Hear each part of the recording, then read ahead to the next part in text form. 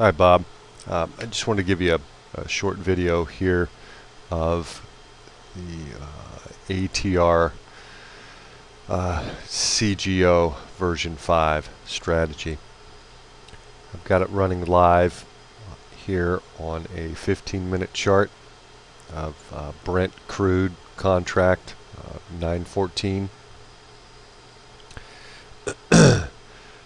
I'm going to make a couple assumptions here, and that you've looked at a price chart before and you understand candles and time frames and so on and so forth.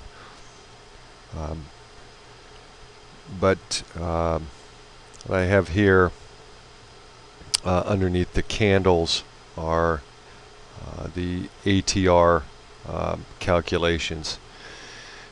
They produce the blue arrows here, the red arrows here, and additionally the red dots and the blue dots over here. It appears that the strategy just took a short position here at 107.80. The reason it did this is the blue arrows or dots indicate a long position. The red dots, red arrows, indicate a short position. Here the price broke through one of the blue long dots here. These will also act as a sort of a stop, if you will. So if price penetrates one of these, then it's going to change color and indicate that you should be going in the opposite direction. So the ATR is our primary direction indicator. There are other factors to consider, which I'm going to go through here. Secondly, our secondary direction indicator is this what we call the CGO, and the pink line here, or I think it's yellow, and I just change it to pink when I make videos because it's easier to see. But the pink line here is the main line. The blue line here is the crossover line. Let's see if I can zoom in on this a little bit better for you.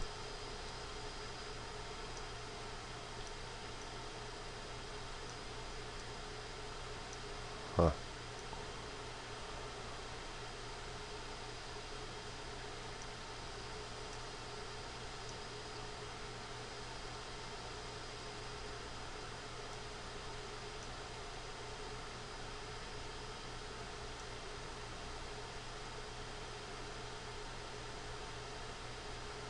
Well, hope you can see that a little bit better.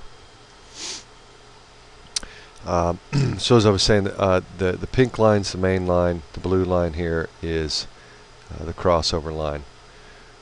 When this main line or pink line is below the blue line or the crossover line, this here would indicate a short. Over here you see the pink line is above the blue line. That would indicate a long. Now, our trade conditions are such that first we look at the ATR directions here. If we're getting blue dots along here, that indicates a long. However, we look down here, this is on the below the crossover line, so that would be indicating a short. So we can stop our decision-making process right here, because the ATR and the CGO must be in accordance, meaning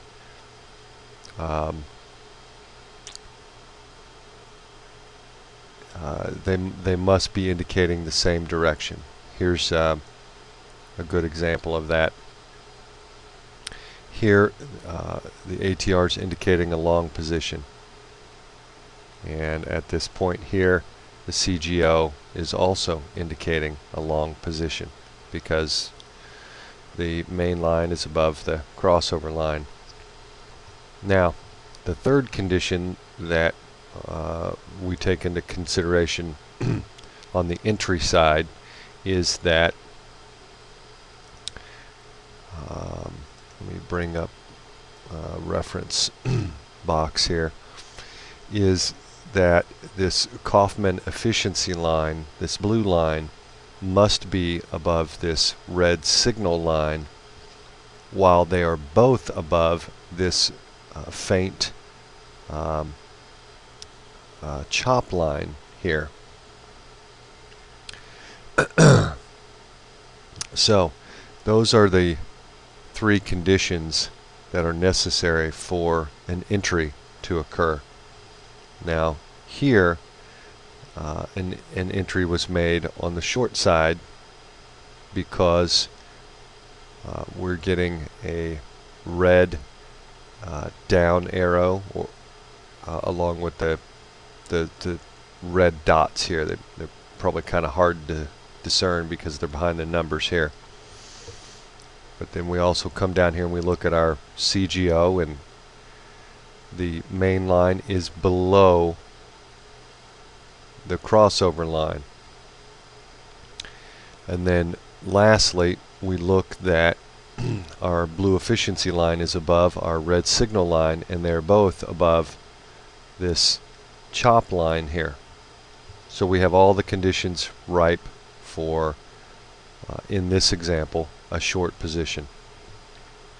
Now, on the exit side,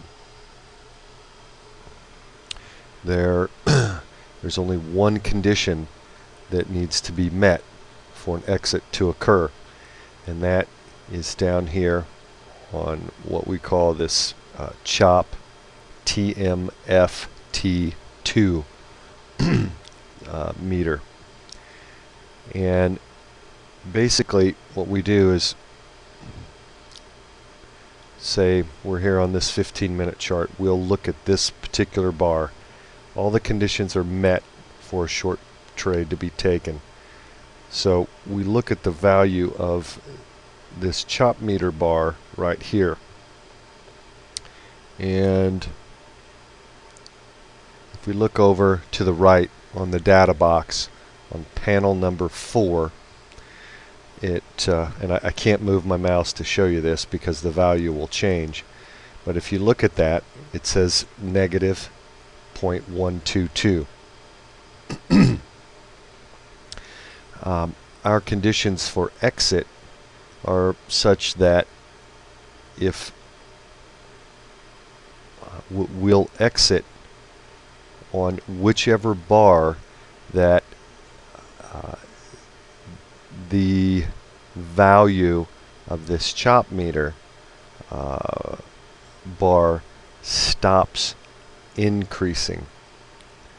Now you realize that this is going down, and if it were a long position, these would be going up. And then sometimes if it's neutral, they'll be yellow like this in here. But for the sake of example, here in this instance, here is an example of where they're increasing. So let's say, for instance, all the conditions were right for a short trade here. You would get in on this bar, and you would remain on this bar. Let's see, because that value is negative 0.437. The value of the next bar is negative 0.707, and then order filled. The value on the next bar is negative 0.122.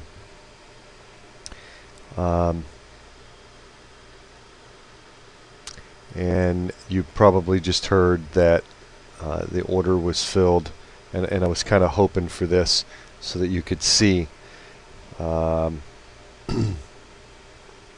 So what happened is what I just described, in that the value, this 15 minutes has elapsed, so this bar closed, and you can easily see here that this value on the second bar stopped increasing. Sometimes it's very discernible, visually discernible, like here you can see that, you know, this second one is much larger than the first one, and the third one is much larger than the second one, so you stay in that trade. However, from here to here, its value decreases by half easily. So when we started, we were negative 1.22. You see here, this value is, I'm going to have to get it to refresh there, negative 0.514. So the way NinjaTrader operates is that even though this theoretically closes the trade on at the close of this bar, based on whatever its value is, it actually shows it at the open of the next bar. It's what NinjaTrader refers to as a close on bar close function. It's the acronym for it is COBC, and you may have seen some reference to it or heard it in you know, setting up NinjaTrader or watching some other videos. So hopefully this was a good example of the conditions necessary for the three conditions necessary for the entry, and then the one condition required for the exit.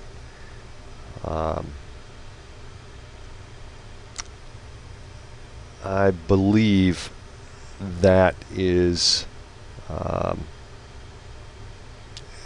just a concise synopsis of what we're looking to achieve here.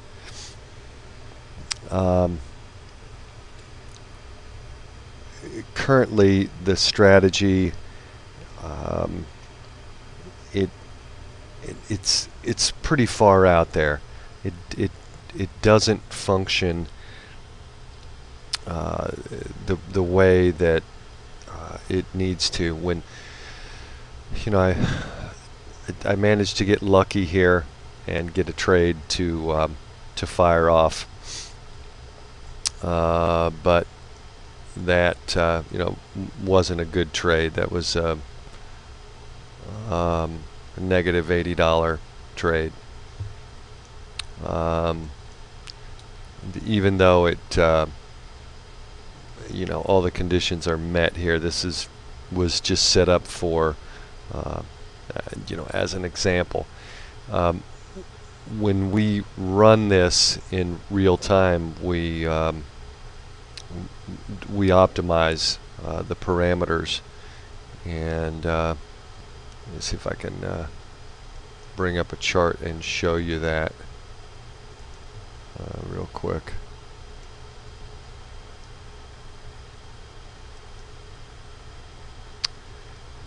So basically, let's say we were using the Brent crude, we would optimize that.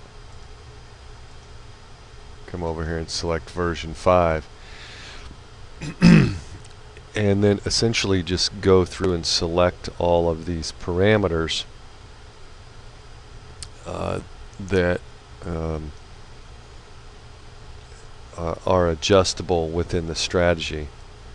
I believe I may have covered this with you already. I'm not sure, but we have a genetic optimizer.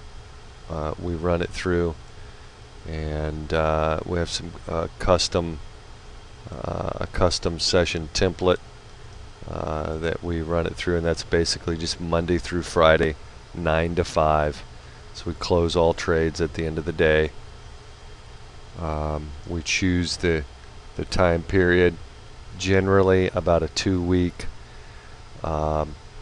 period, just so we can stay current with market conditions. We choose the data series, which is just the time frame that we're going to trade on the chart. It varies, and then we have some minimum and maximum values on a couple formulas here within the Kaufman efficiency ratio filter that we optimize. We also have a couple parameters here on the center of gravity oscillator, and then we have some values here on our ATR, and then we just have the trade begin time and end. As I said, we just like to start at 9 and get out at 5 or 1700. And that is that's pretty much it. When we run this through the optimizer, we get this basket of numbers. Then we run this through on the chart, and the strategy is just not functioning, period. I mean, it's nowhere near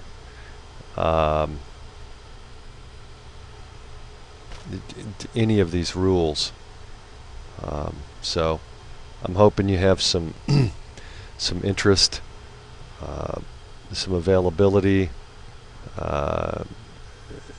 to check this out and see if we can wrap this up.